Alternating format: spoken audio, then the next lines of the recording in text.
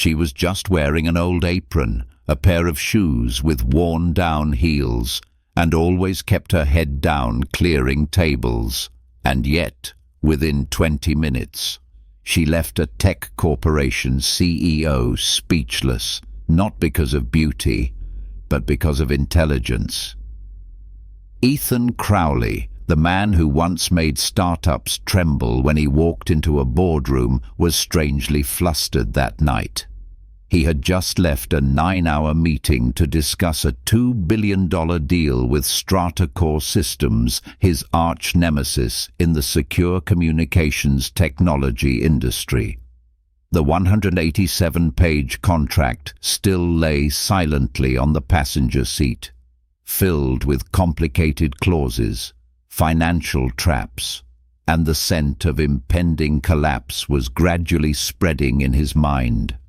He told his driver, "Find somewhere. I need air. No boardrooms, no assistants, no one." The car stopped in front of a small eatery, its Della's Diner sign glowing brightly, a remnant from the 70s.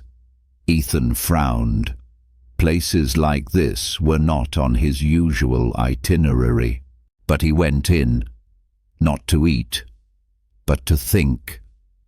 Inside, the clatter of dishes, the smell of slightly burnt fried onions, and the sound of a jukebox playing an old love song, as cold and hazy as March weather in Portland. He chose a corner booth, spread the contract out. His eyes were dark-rimmed, his hand, holding a red pen, circled bizarre clauses like Clause 18.4b that had even his own lawyer scratching his head. And then a gentle voice spoke up. "You look like you're fighting an invisible monster." He looked up. A waitress was standing at his table, her light brown curly hair tied neatly at the back of her head, her blue eyes shining with something. Not curiosity, but understanding. Ethan scoffed. Correct. A monster made of paper and law. Then he let slip his usual arrogant line. "Unless you have a law degree, just stick to the coffee." The girl didn't answer right away. She just placed a glass of water gently on the table and smiled. "You don't need a degree to know when someone's about to lose their way." He turned back to his mountain of papers, but her gaze remained not waiting for a tip, not flirting, not offering easy platitudes, just a spine-chilling calmness. A few seconds later, when Ethan challenged her to decode the contract that an entire board of lawyers was still confused about, she sat down across from him. And Ethan's life began to change, because after that night, the only person who helped him save the biggest deal of his career wasn't a genius in a boardroom, but a girl who walked home at midnight, using an old phone to write code at 2 a.m. Ethan Crowley leaned back in his chair, arms crossed, his gaze as sharp as a knife on the girl who had just sat down in front of him. His face didn't hide his condescending expression. "Are you serious? You're going to read this contract? Do you know how many Harvard lawyers spent nearly 2 weeks on this and still don't fully understand it?" "Lila." Monroe didn't respond. She gently untied the scarf from her wrist, setting it aside as if she were entering a classroom instead of a greasy diner. Ethan sat still, half smiling, half mocking. He was used to being flattered, to being obeyed, and also used to suppressing anyone he deemed not on his level. She picked up the thick contract. Her fingers were slender but strong, the hands of a laborer. not an engineer or a financial analyst. Her eyes stopped at the indemnification section, a clause Ethan had read dozens of times and still found confusing. She spoke slowly, as if explaining a riddle to a child. Let's say you buy a car. The next day, it breaks down. Who's responsible? This clause says that if StrataCore delivers a faulty product, then you're still the one who takes the loss. Ethan tilted his head slightly. He couldn't deny it. That analogy was spot on. Go on, he mumbled, reluctantly curious. Lila flipped to the section on the escrow clause. This is like when two kids fight over a toy, so their mum has to hold it until they can play nicely together again. They're demanding that $500 million of your money be held. Can't be used. Doesn't accrue interest. Can't be withdrawn for at least 6 months. Ethan frowned. He had never realized this. His legal team hadn't elaborated on it either. How do you know that he blurted out? She smiled, a faint glint of mockery in her eyes. I listen. I observe. And I like solving puzzles. There was no sign on her forehead that said genius. She had no business card, no introduction from anyone. But every word she said, every perspective she raised struck directly at the blind spots that Ethan and his team had missed. He began to fall silent. This waitress didn't argue, didn't show off. She just did what he never thought she could understand, the complex thing his entire empire was struggling to analyze. He looked at her again, no longer the girl in an apron with frayed sneakers, but a strange opponent, a mirror reflecting himself but from another world, poorer, with fewer opportunities, but no less intelligent. "What's your name?" Ethan asked, his voice softening for the first time. "Lila," she answered succinctly. No last name, no mention of her education, as if she only wanted to leave an impression with her actions, not a title.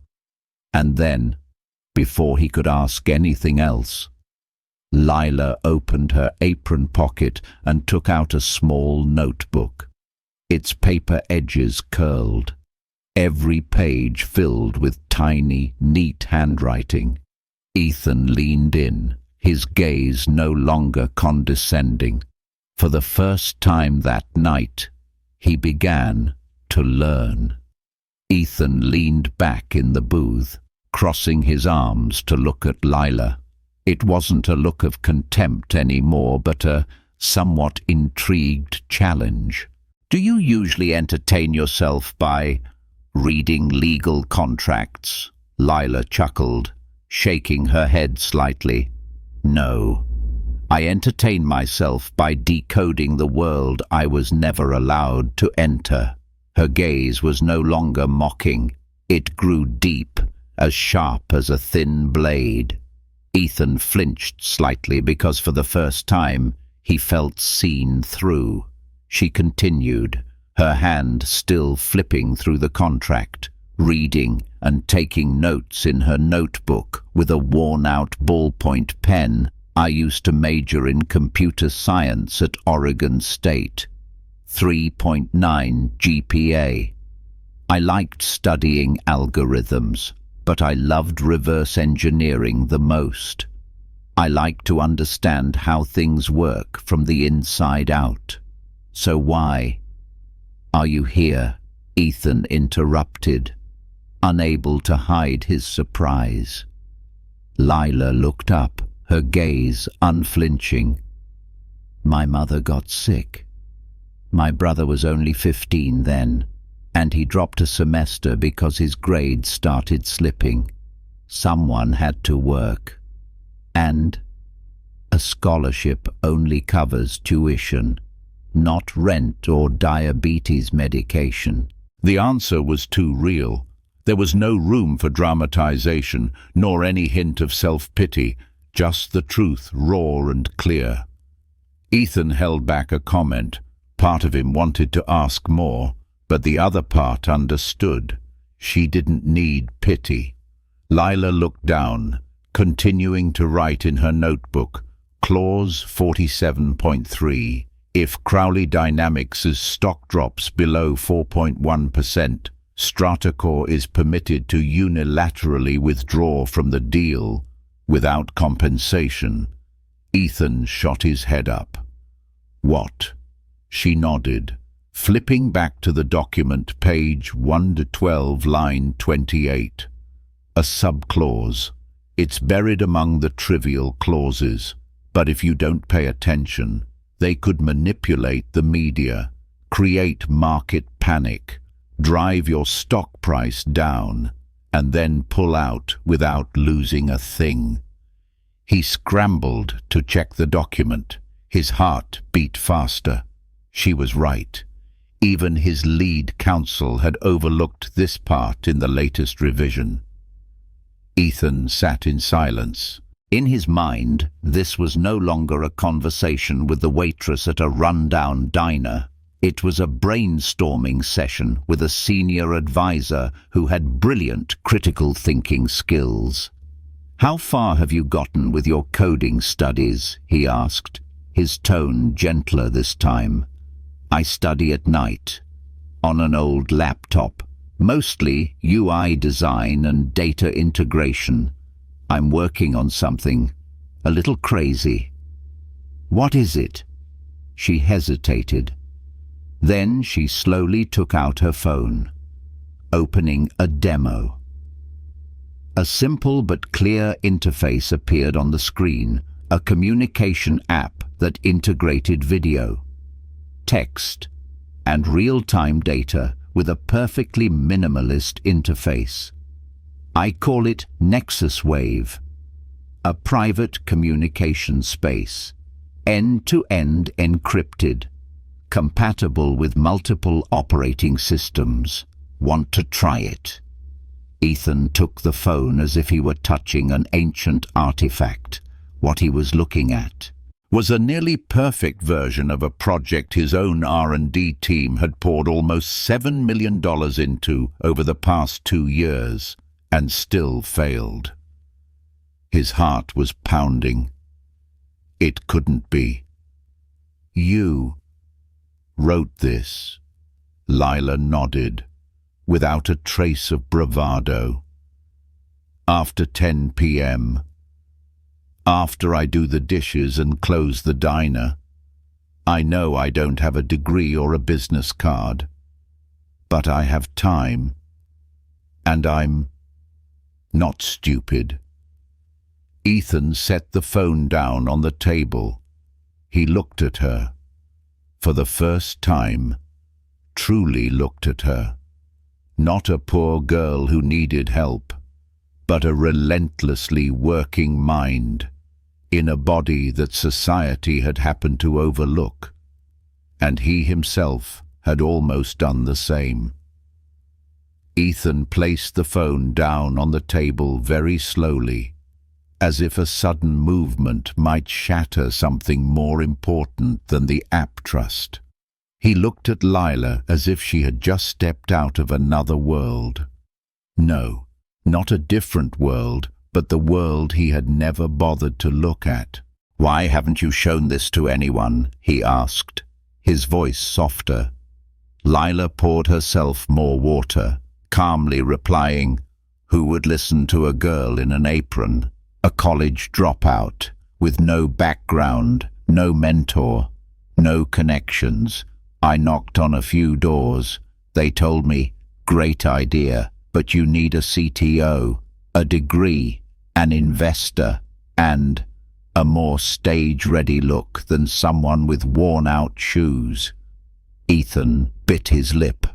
Her words were like a slap to his own way of thinking, because 2 hours ago he had thought the exact same thing.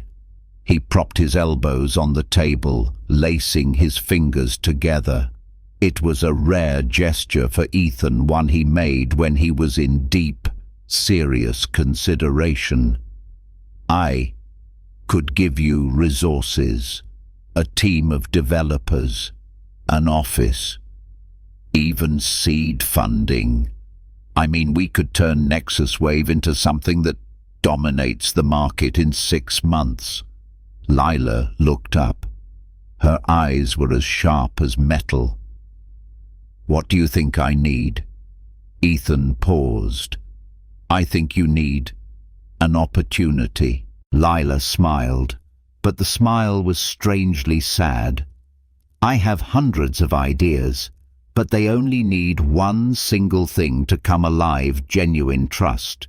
Not from a CEO who wants to buy everything, but from someone who dares to stand behind me when I'm seen for my ability, not my appearance.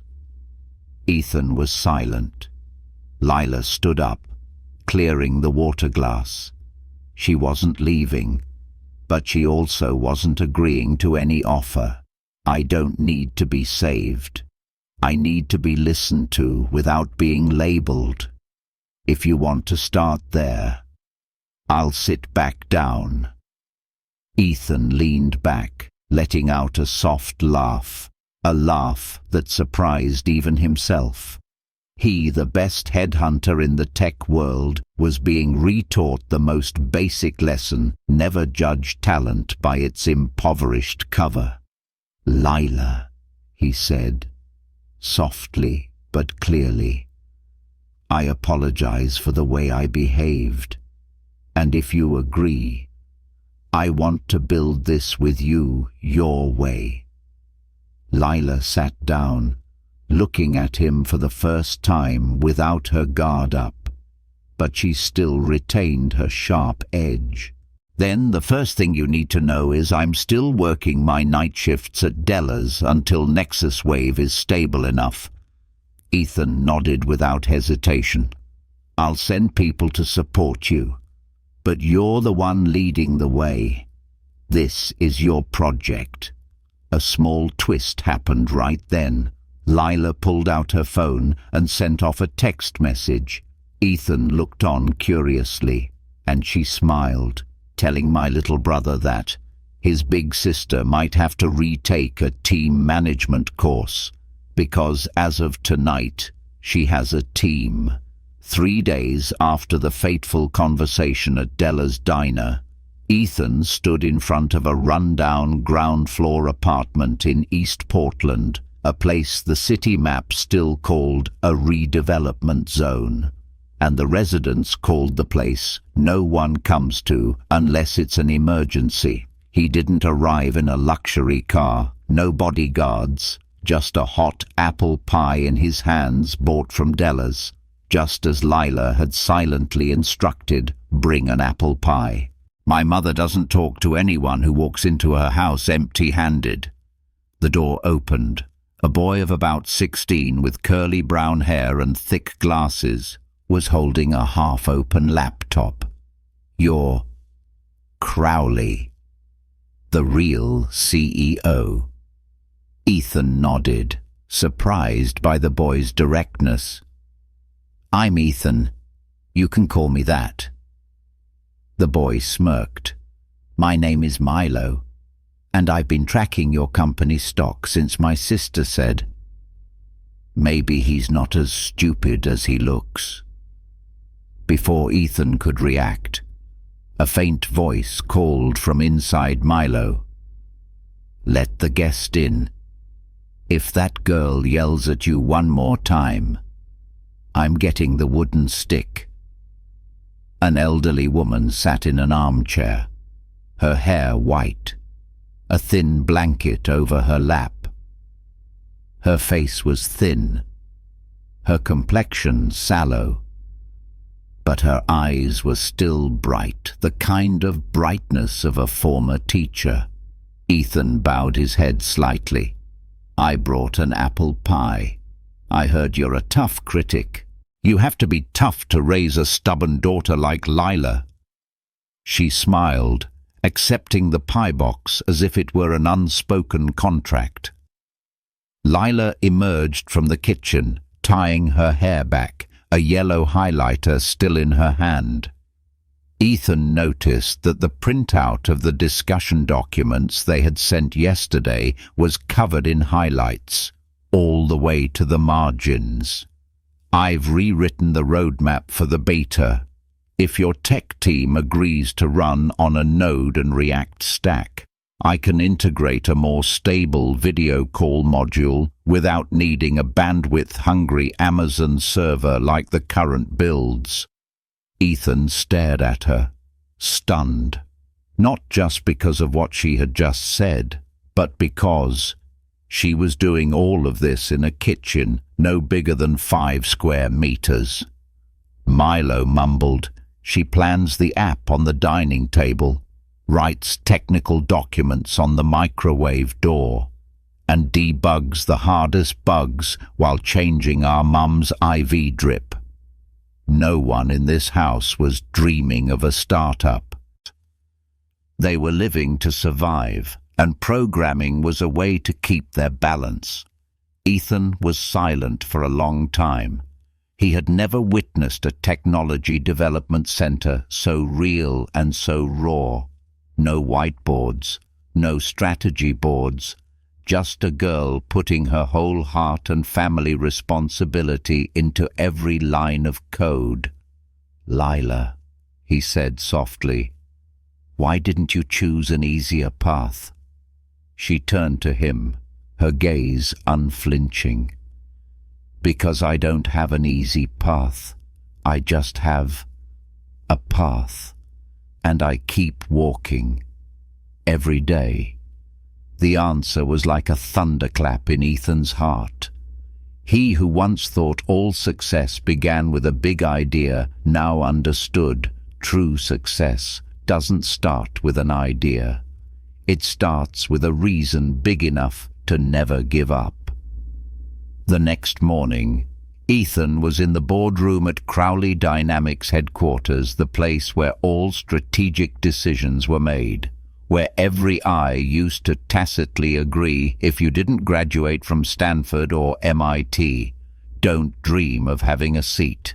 He presented the new plan to the advisory board and the senior tech team. "We are going to build Nexus Wave, but not the old way." The air in the room was thick with skepticism. "Who designed the platform's foundation?" a lead engineer asked with a frown. "Lila Monroe," Ethan replied. A few people flipped through their documents, searching for a profile. Nothing. Someone quietly typed her name into LinkedIn. No results. A young woman on the left whispered, "Is she a temporary consultant from Amazon?"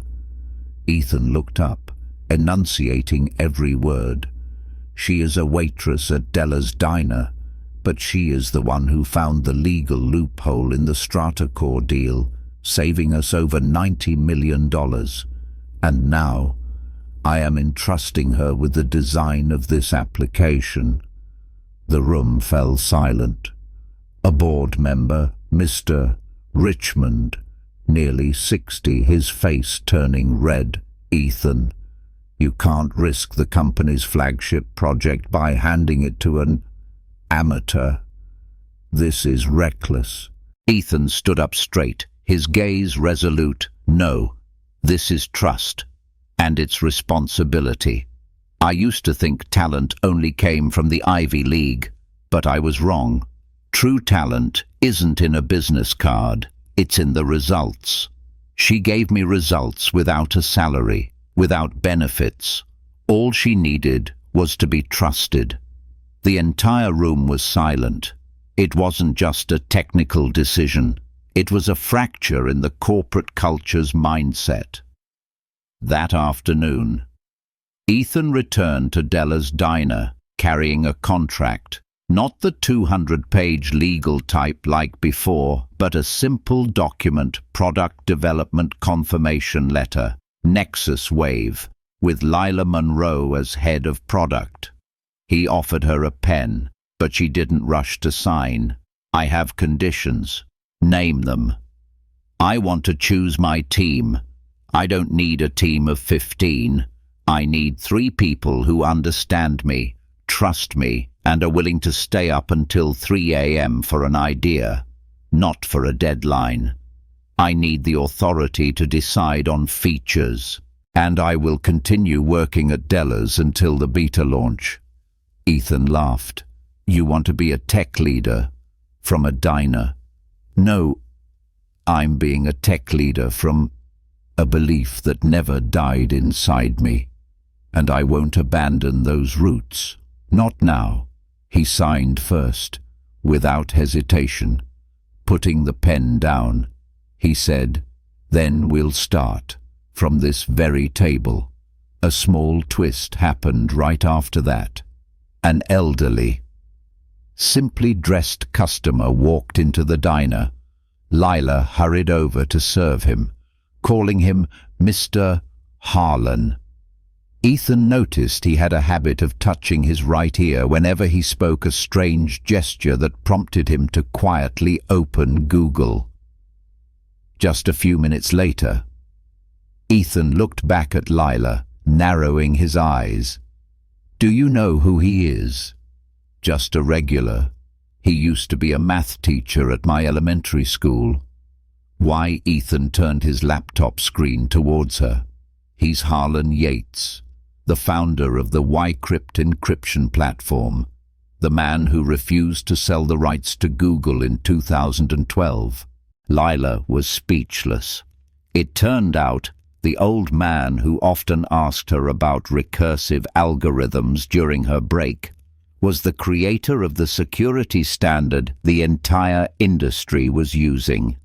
And he chose to eat at Della's, the only place in this city that still believed a poor girl could do something extraordinary.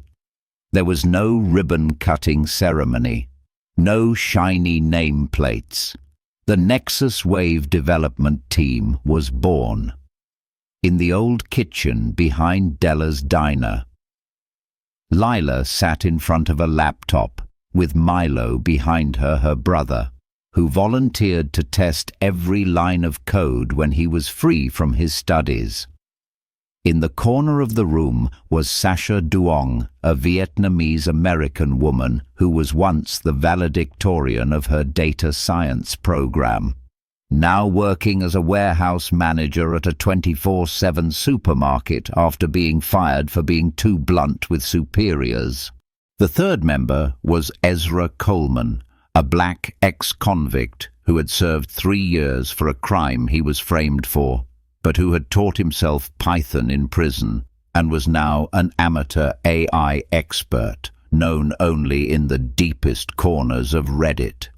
Ethan looked at the group before him. None of them resembled a traditional startup. No slide decks, no KPIs. Just a whiteboard borrowed from a nearby church and an old fan that clattered noisily. "Lila, are you sure you want to start like this? I can move the whole team to the main office." Lila didn't look up, typing a block of code seamlessly. There, they'll laugh at Ezra's hair, Sasha's passport, and Milo's unfinished algebra homework. Here, we don't need to be understood. We need to get it done. Ethan laughed. Not a laugh of pity, but the laugh of someone who had just understood something bigger than success, meaning. In the following weeks, something miraculous began to happen. Not because they were the best programmers, but because they deeply understood the pain points of the users, the forgotten people in a world of overly complex technology. Sasha proposed a temporary data auto-recovery feature for users in areas with weak network signals because she had once lost all her data during a night shift when the supermarket system crashed.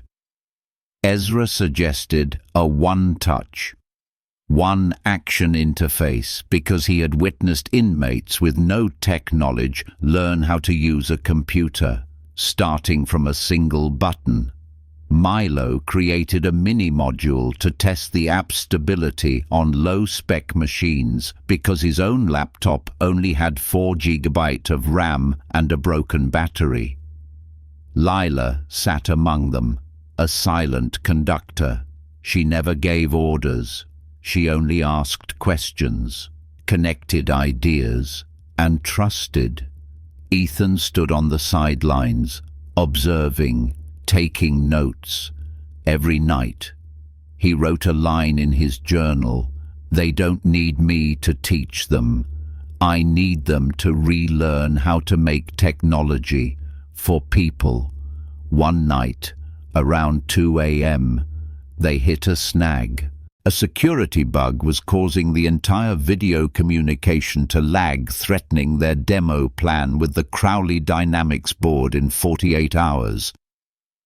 The mood in the room grew heavy. Milo whispered, "Maybe we should postpone." "They'll understand." But Lila looked up, her eyes blazing. "No, we don't postpone. We solve." She came up with the idea of using a synchronized buffer mechanism based on a heartbeat cycle instead of direct streaming, a concept usually found only in high-end medical data models. Ezra slapped his thigh. "My God, you just turned a hospital feature into a mass-market communication tool." Sasha started crying with joy. Milo yelled, "It's running smoothly." Ethan looked at them as if witnessing a miracle that could never be found in any boardroom.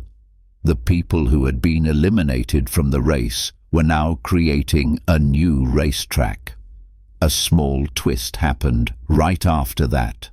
An email arrived in the team's inbox from Mr.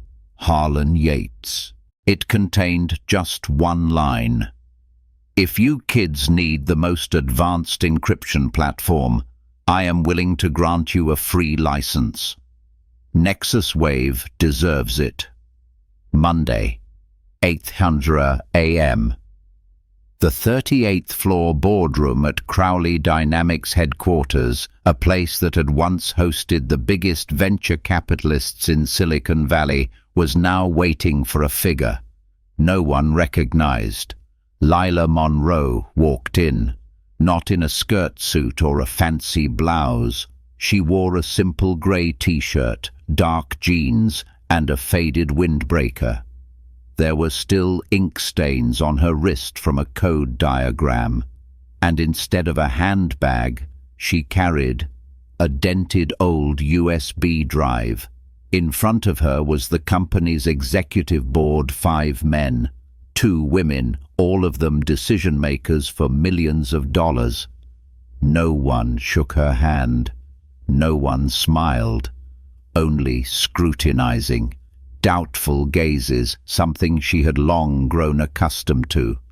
But this time, Lila didn't look away. She plugged in the USB, opening the slides.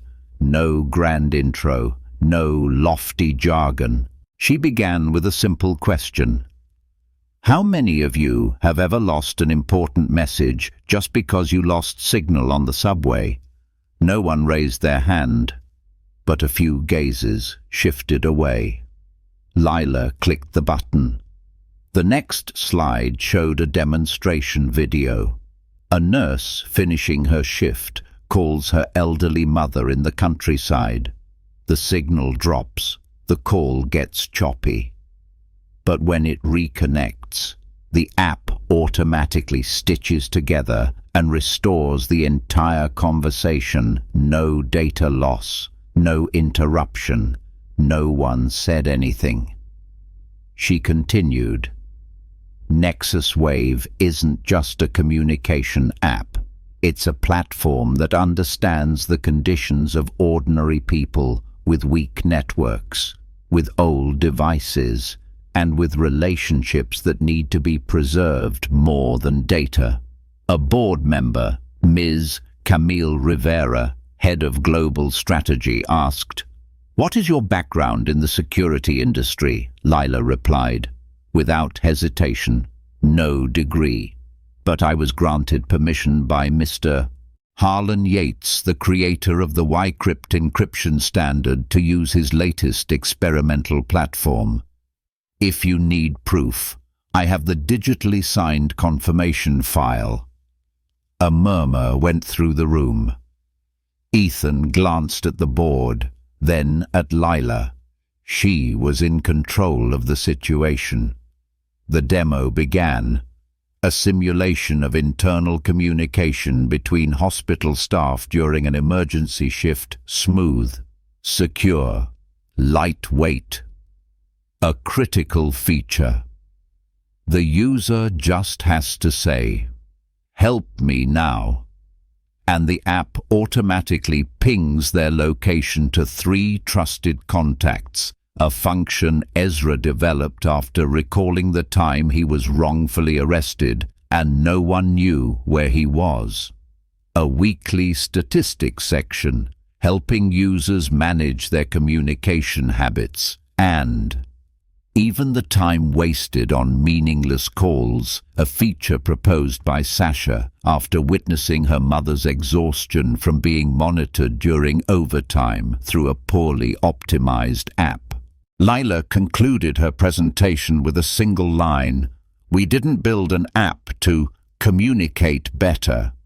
We built it so that those who aren't heard can also have a voice." Silence. And then applause broke out. Not from the board, but from the technician standing in the corner of the room.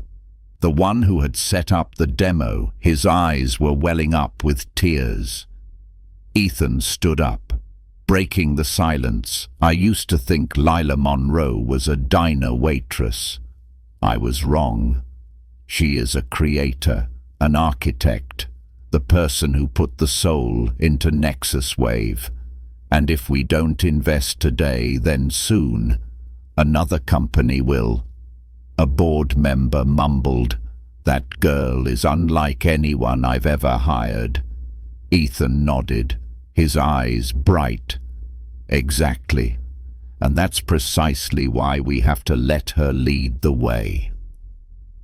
3 weeks after that historic demo, Nexus Wave was released in a limited beta in 7 small cities across America, from a public school in Albuquerque to a community health center in Akron. Not a single dollar from the budget went into advertising. No launch event, no influencers, just a few emails sent out, some volunteers signing up to test it, and a simple sentence printed on a flyer taped outside Della's diner. "If you've ever been cut off when you needed to be heard, give this a try." In the first week, there were just over 4,000 downloads, but on the 9th day, everything exploded because of a 38-second clip that went viral on TikTok. In the video, a high school girl is calling her brother from the library. When the connection drops mid-call, she says, "You probably can't hear this, but I miss you." Nexus Wave automatically captured the last part and sent the recording to the other person's device after reconnecting. That recording became a global viral moment. A nurse shared that she used Nexus Wave to contact her mother during a night shift in a remote rural area for the first time in 3 months. Her mother heard her daughter's voice completely. An elderly blind man used the speech-to-text feature to send a birthday wish to his granddaughter.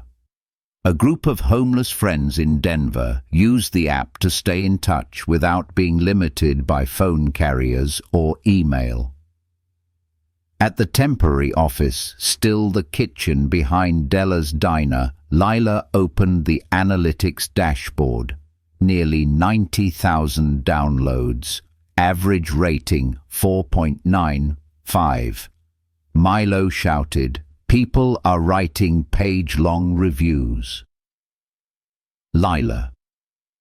Do you see this? Someone said. This app makes me feel like I'm not invisible anymore. Sasha sat in silence. Ezra left the table and stepped out onto the porch. Ethan followed him and caught his red-rimmed eyes. What's wrong? Ethan asked. Ezra's voice was choked with emotion. This app, it's not just a tool.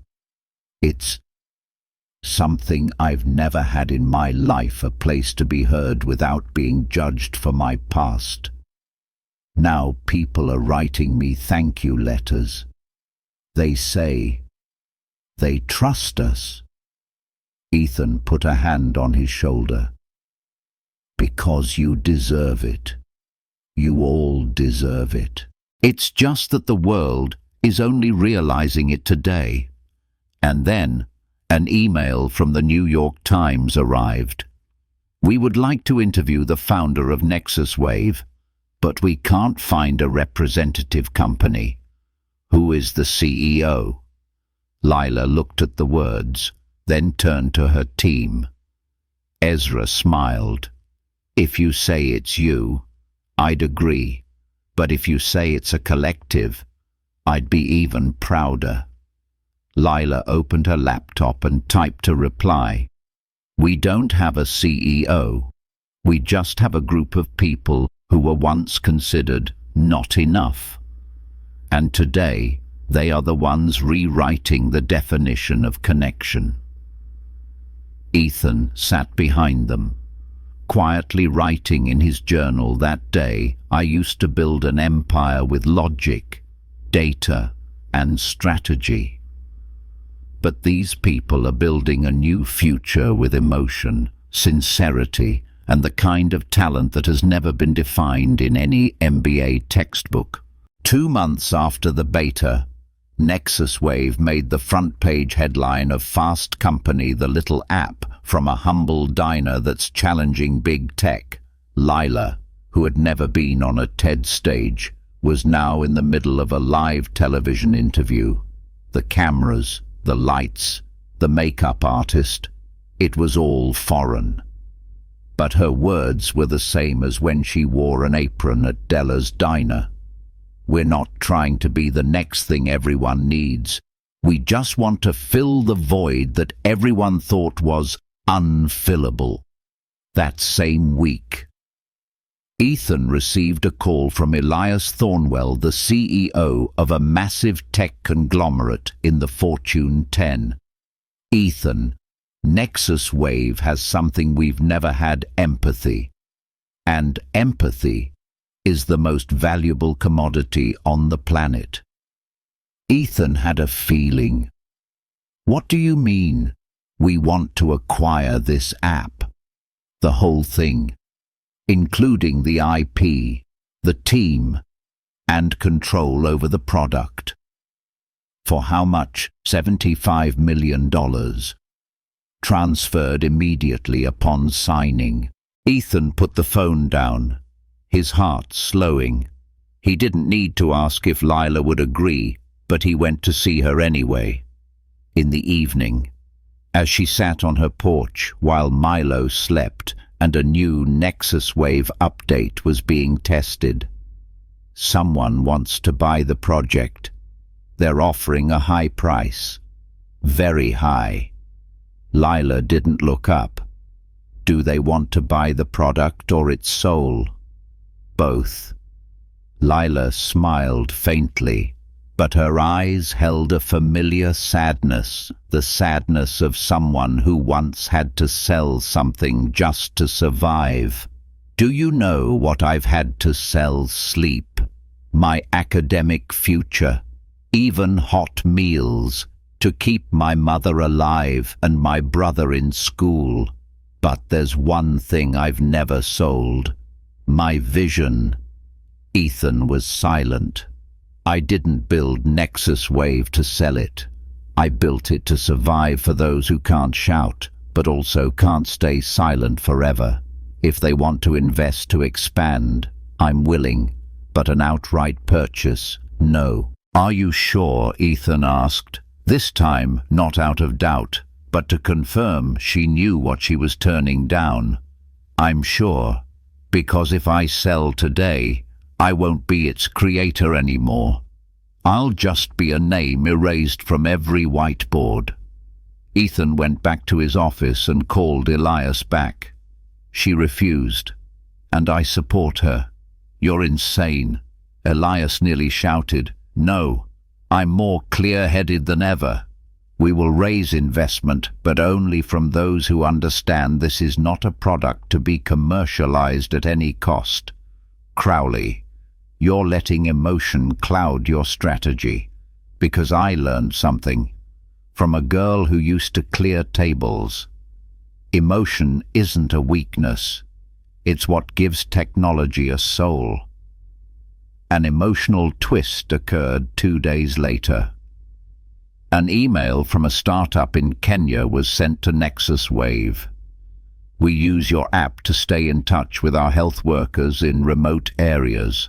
The network is weak, and there are no computers. But Nexus Wave runs smoothly on old phones. Because of that, we saved 2 mothers in difficult births. Thank you for not giving up. Lila printed out that email and taped it to the wall of their office, still the small kitchen behind Della's. She handwrote a note below it.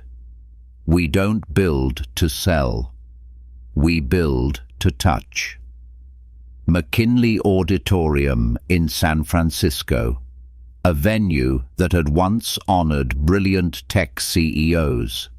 Those called the architects of the future was now packed with over 2,000 people, with thousands more live streaming from around the world. In the spotlight, Lila Monroe walked onto the stage. She kept her simple style, a dark blue crewneck sweater, dark jeans, old sneakers, no heavy makeup, no stylist, no speech coach backstage. But when she spoke, the entire auditorium fell silent. A year ago, I was still washing dishes at Della's diner and writing code on my dining table. No one knew my name. No one asked my opinion. But I didn't feel sorry for myself. Because I believed that one day, if you are persistent enough, the world will have to turn around and listen. Applause rose and then stopped because Lila wasn't finished. I'm not here because I'm the best. I'm here because I didn't give up. I'm here on behalf of those who have been underestimated, who have been called not enough, who have worked 2 or 3 jobs just to survive, but still held on to a spark of light called faith. And the Nexus Wave app is that spark. The screen behind her lit up Nexus Wave. 13 million users in the first 4 months. 98 countries. Recommended by the United Nations for use in public health programs. The organizers came on stage, presenting her with a crystal trophy shaped like a wave of light, the Humanitarian Breakthrough in Technology 2026 award. The MC was about to raise the microphone for her acceptance speech, but Lila gently took a step back. She turned around and gestured for 3 people to come out with her: Ezra, Sasha, and Milo. The auditorium murmured. No one understood what was happening.